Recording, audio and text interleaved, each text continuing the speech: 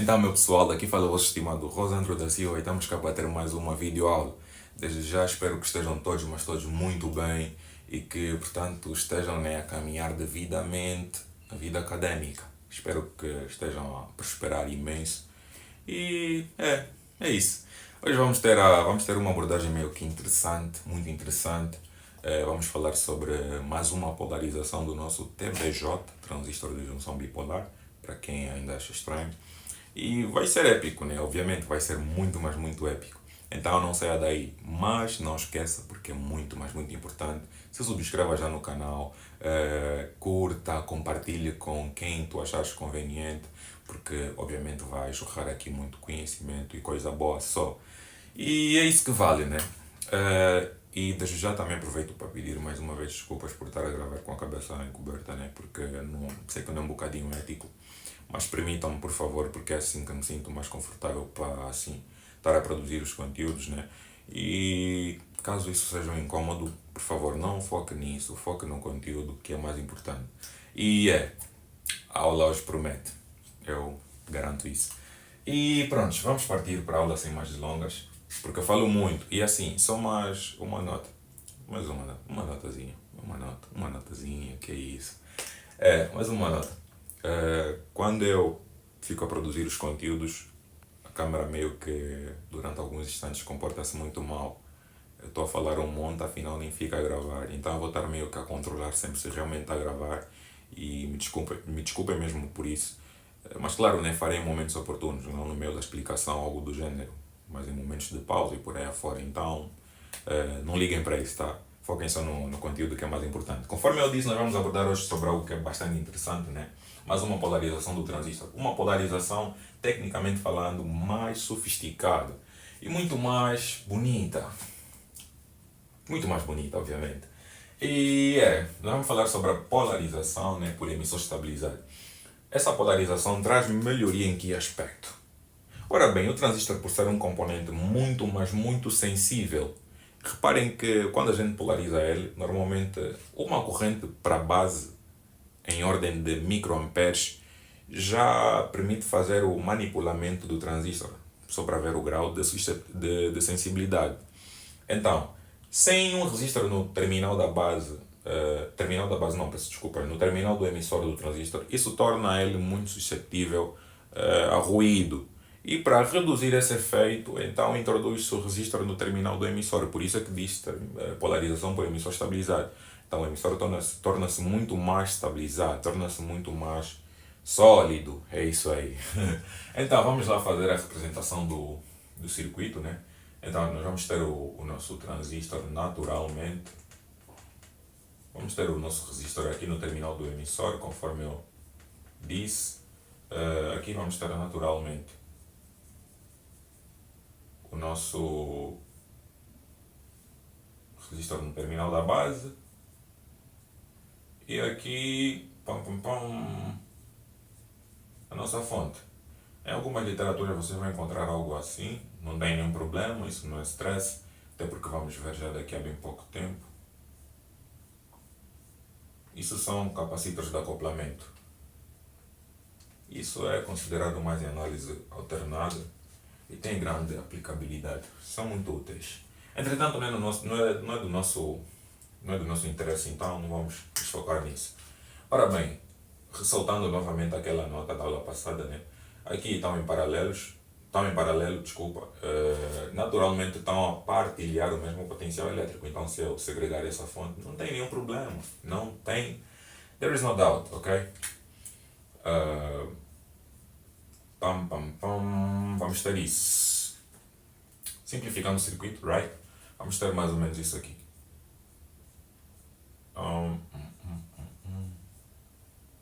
O emissor. Isso percebe-se claramente. Caso tiverem dúvida, enquanto forem assistir às aulas, por favor, comentem sempre, dão sempre aquele feedback, porque é muito importante para eu realmente saber, para eu ter noção, né, se realmente vocês estão a prestar atenção aos conteúdos e se realmente está a ser útil. Então dão sempre aquele feedback. Olha, poxa, gostei do conteúdo, olha, aprendi imenso. É muito importante, vão lá, comentem ao máximo, compartilhem, que é muito importante mesmo. Então, começando a nossa análise, mas antes vou só confirmar se realmente está a gravar. Desculpa. Prontos, ainda está a gravar. Então, fazendo análise, o que é que a gente vai precisar aqui saber? Outra hora eu havia dito, né, que é preciso que vocês conheçam o comportamento de cada componente emprego no circuito. Point. Depois, é crucial também dominar as leis que vão reger o funcionamento do circuito, naturalmente. Falo das leis de Kirchhoff, os teoremas e por aí afora, caso forem necessários, atendendo à necessidade claramente. Então a gente aqui vai ter, vamos só identificar cada componente, right?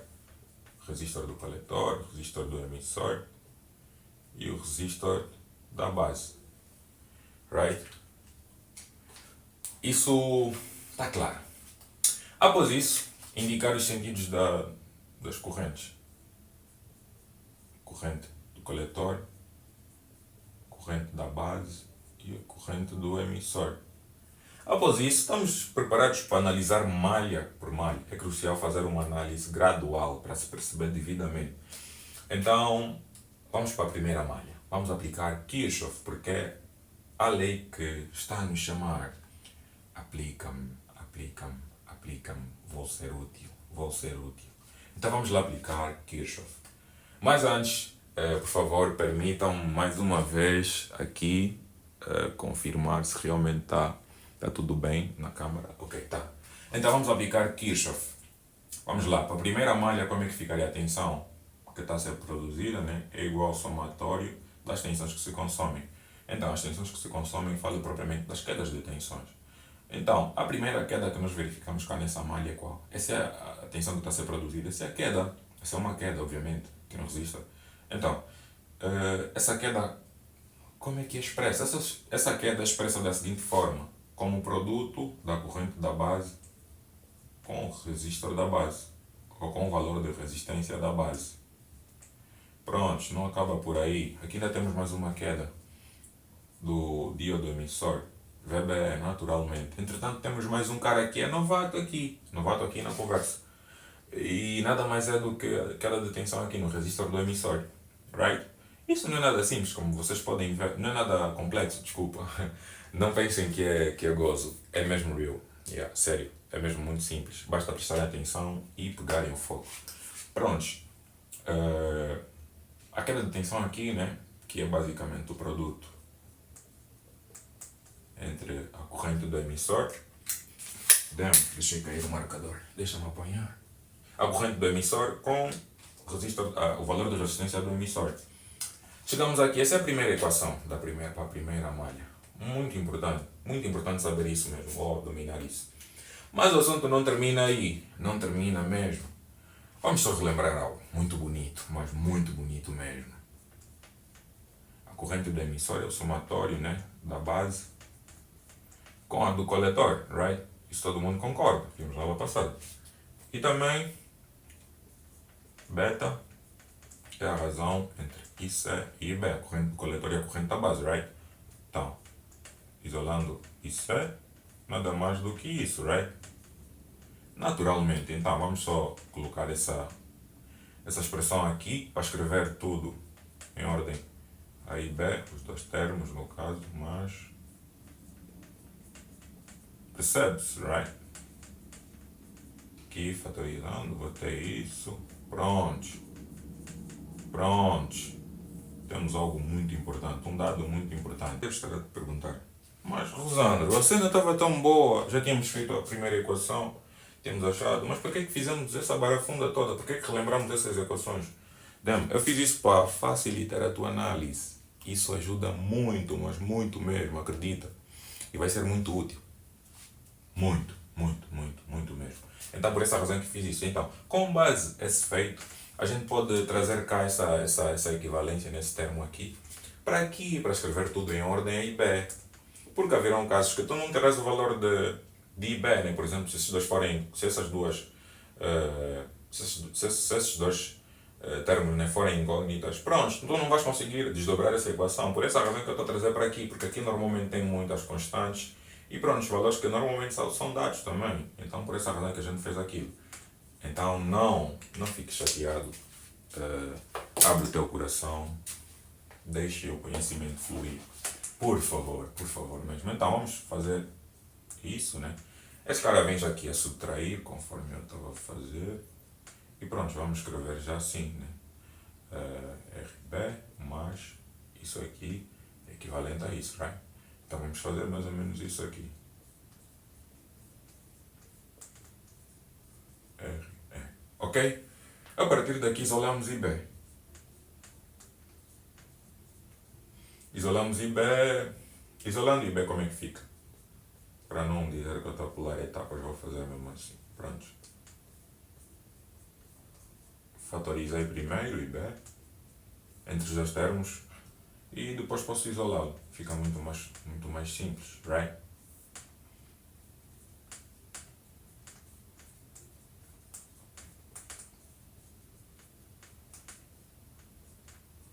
Prontos, então essa é a equação que nos permite determinar o valor de IB para além dessa, ou ainda dessa. IB também sai a partir daqui, naturalmente. Naturalmente. Então, a primeira malha, ok, já chegamos a um bom objetivo, né? Isolar IB. Então vamos para a segunda malha ainda. Vamos ver a segunda malha.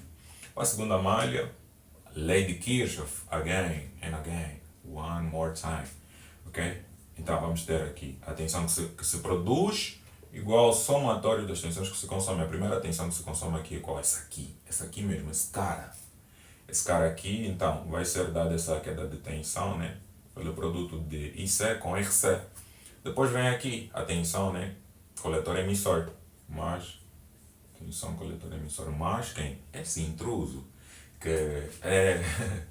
tá a jogar nas duas alas, né? Então vem esse cara aí. E pronto.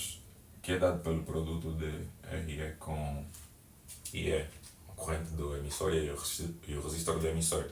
A partir daqui, não é? Com base nos cálculos já feitos aqui, as equações achadas aqui, naturalmente você vai ter o valor, né, de, por exemplo, IE e IB por aí afora. Então vais poder determinar os valores também desse produto. Vais poder ter o valor desse produto, né, que faz referência à queda de tensão do resistor do coletor, e também vais ter o valor desse produto. Em alguns casos, claro, nem todos. Se não tiveres, faz o quê? Lembra-se. Isso existe. Isso é um superpower, you know? Então, se isso existe, tu podes fazer isso. Escrever tudo em ordem. Isso é. Né? Prontos. Tu vais ter isso aqui, fatoriza. Estes caras aqui. Vais ter o quê? Isso é. R. Mais. Prontos, a partir daqui, caso tu não tiveres esse valor, mas tiveres esse e esse, então tu podes isolar aqui, né? Esse cara aqui vai vir aqui, menos. Isso é sempre dado, acredita. Naturalmente é sempre dado. A não ser se, pronto, quiserem criar dificuldades, aí sim não vão dar. Mas normalmente é sempre dado. Porque o resistor que você polariza com ele, o transistor, normalmente é sempre dado, esqueça. Então tu vais ter mais ou menos isso aqui, igual a isso. Né?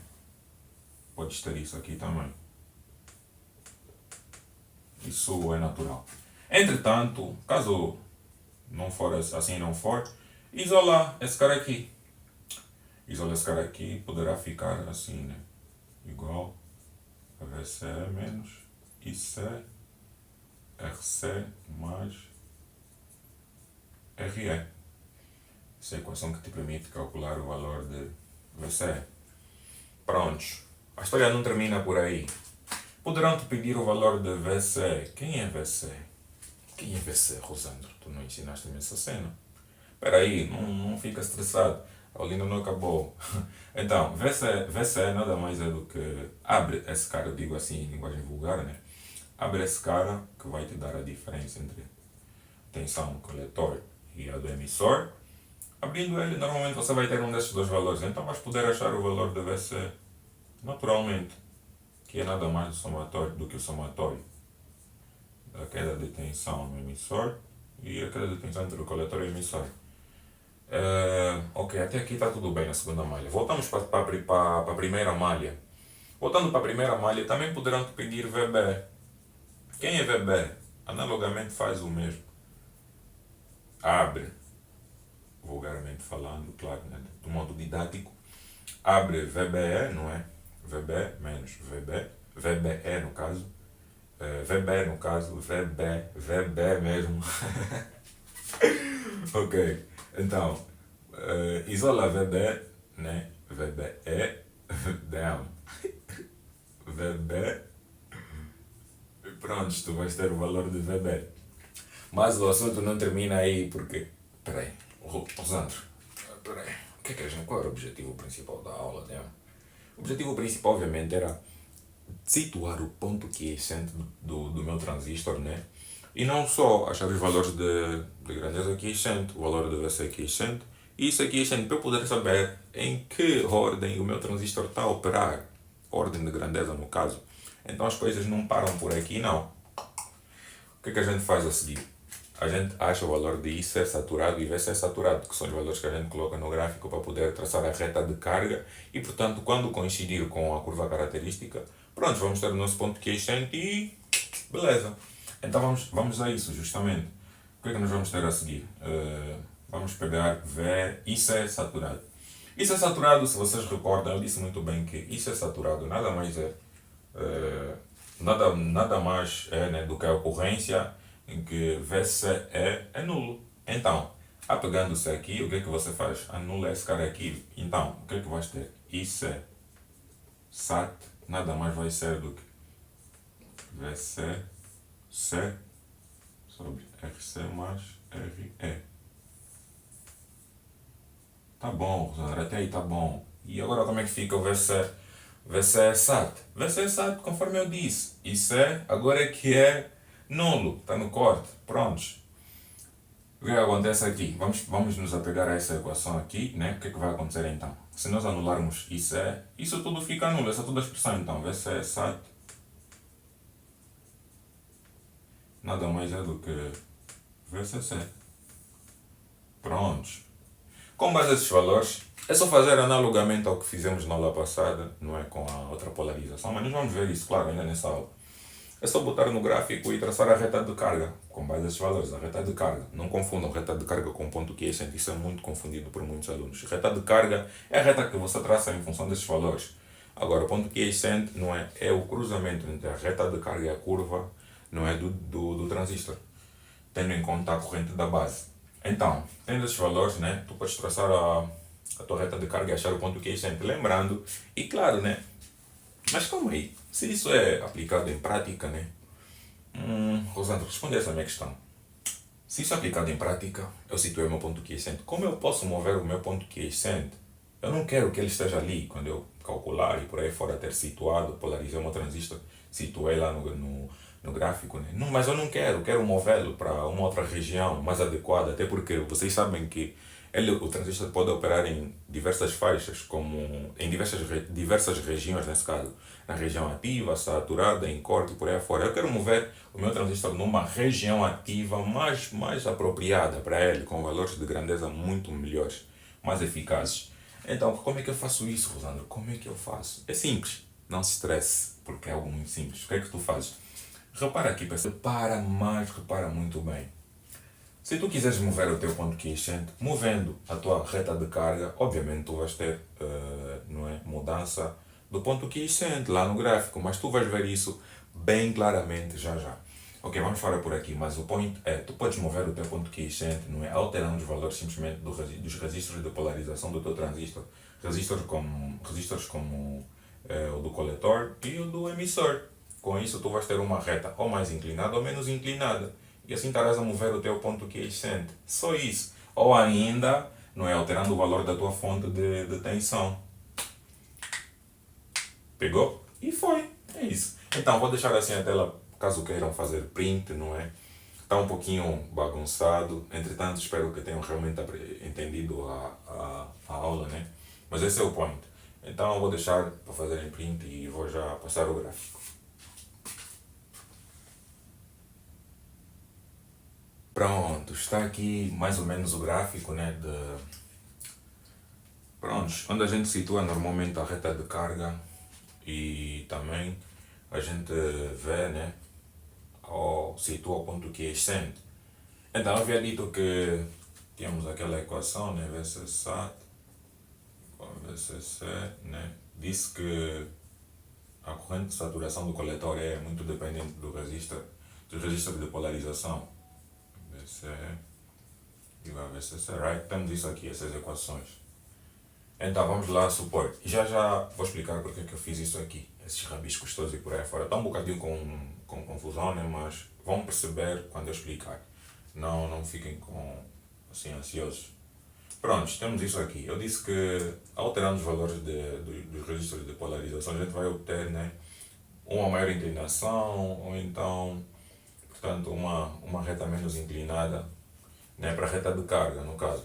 Então vamos só supor aqui algo, que esse, né, seja VC SAT, seja o ponto de VC SAT.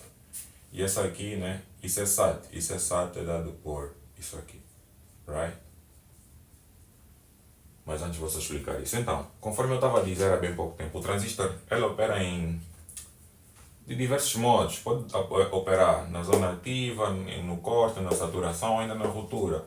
A zona ativa é a zona que assim, tem maior proveito em termos técnicos. O que é que acontece?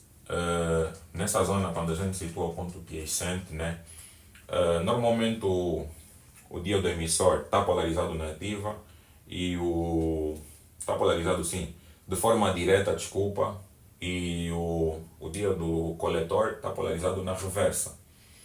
Ao passo que no corte, ambos, tanto o diodo emissor quanto o diodo coletor está polarizado na reversa. Na saturação, ambos estão polarizados, não é, diretamente, o diodo emissor e o diodo coletor, né? Aqui na ruptura acontece o mesmo cenário, então são zonas que, assim, principalmente a ruptura e o corte, são zonas indesejadas para o nosso estudo. A gente normalmente aproveita a ativa, porque é assim, de interesse técnico, e a saturação, né, para fazer esse macete todo, e o corte para fazer também esse macete, porque a gente, ao situar aqui é corte, e aqui não é, isso é saturação. Então são só de interesse para essas questões, para poder traçar a reta de carga e por aí afora. Então esse é o point para esses pontos, para essas regiões, né, de operação do transistor. Então, temos aqui, vamos lá supor que seja aqui. Desculpem mesmo muito pela confusão, mas espero que vocês percebam. Então, se traçarmos a reta de carga, ele vai estar mais ou menos assim. Se supormos que a curva característica é essa aqui, IB, vou só colocar assim, né, IB, o ponto quiescente vai ser esse. Mas, se a gente chegar aqui e, portanto, vamos lá supor, né, mantiver o valor de VCC e acrescentar aqui o valor de um dos resistores, obviamente, o que é que nós vamos ter? Aumento do valor, né, do somatório dessas resistências. E, consequentemente, vamos ter uma diminuição em IC. Então, ele vai vir, descer mais ou menos por aqui assim. Vamos lá supor. Se traçarmos novamente, o que é que vai acontecer? O ponto quiescente já muda, vem mais ou menos por aqui assim. Já mudou, estás a ver, de orientação. Então, é mais ou menos essa manipulação que a gente pode fazer, que é de grande interesse técnico. Então, é mais ou menos isso. O gráfico que eu tinha para explicar é justamente isso. Espero que vocês tenham percebido, né? Situamos o nosso ponto quiescente. Podemos também fazer variar a reta de carga e, consequentemente, o ponto quiescente através daqui, né? Mudando o valor de VCC. Mudando aqui o valor de VCC, a gente poderia trazer mais para aqui ou mais para aqui e, consequentemente, ele poderia estar mais ou menos assim, orientado mais ou menos assim, ou assim, ou assim, ou assim, sucessivamente. Então, o ponto quiescente, né? Podemos mudá-lo ou movê-lo em função dessas equações, caso queiramos. Então, esse é o point. Espero que vocês tenham gostado dessa videoaula, né? Espero que tenha contribuído para o vosso aproveitamento acadêmico de algum modo, ou então, né, que tenha vos enriquecido em termos de conhecimento. Foi muito bom estar com vocês mais uma vez e foi. Tamo juntos.